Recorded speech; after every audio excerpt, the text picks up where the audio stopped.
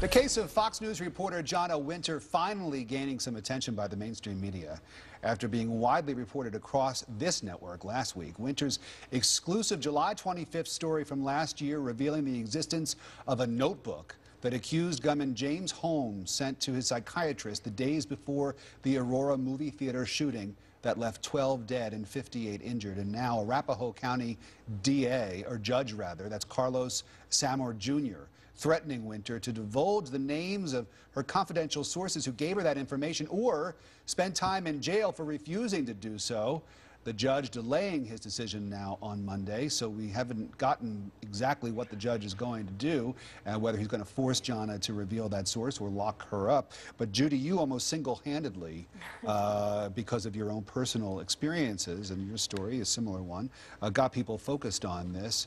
I didn't really see anybody talking about it until I read your piece. Well, thank you very much, but I had a lot of help, and initially, believe it or not, from social media, because for some reason, the mainstream media didn't seem very interested, but I did want to salute Hunter Schwartz of BuzzFeed, who was one of the first people to write about the absence of mainstream media coverage, and also Joe Scarborough, who mentioned her case in his show, and Jake Tapper, the only anchor on CNN, who talked about it. But, you know, this can happen when reporters aren't paying attention, and I think that's the lesson that we've seen. And I also want to thank Judge Carlos Samor, the new judge in this case, for trying to begin to make this issue go away. We should also probably thank the editors of the New York Times who cover the B section, because they put it on B6, which I thought was very generous, and they were very late with it. So whoever does B. As of Monday, there was nothing. On Tuesday, they ran an op-ed, etc. But B3. But it was not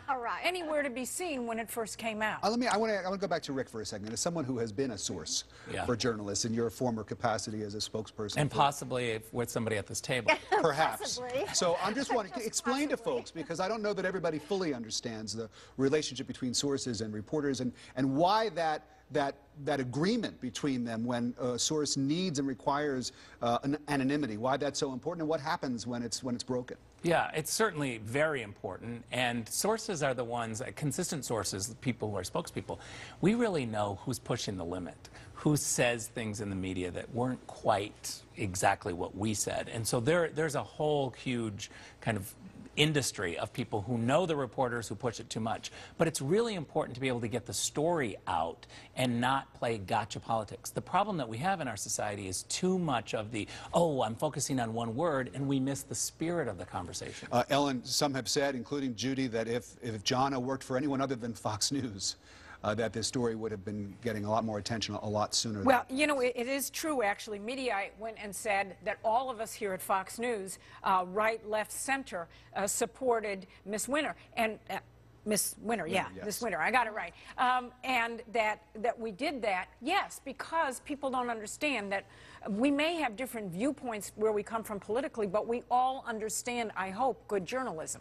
And I completely agree. This is a finest hour of the media. Even the Columbia Journalism Review belatedly came through with a story on this, much to their chagrin, I'm sure, because it was helping Fox.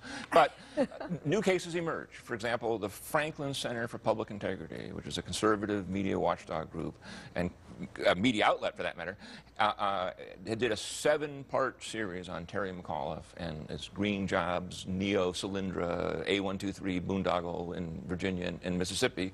And long and investigative and complicated, caused a lot of ripples, and now Terry McAuliffe is suing them for $85 million. They did their journalistic thing, and now they're being sued for $85 million. That's not intimidation against, and the piece is not defamatory. It simply says they squandered journalism. Journalism. Judy, last word on this for now.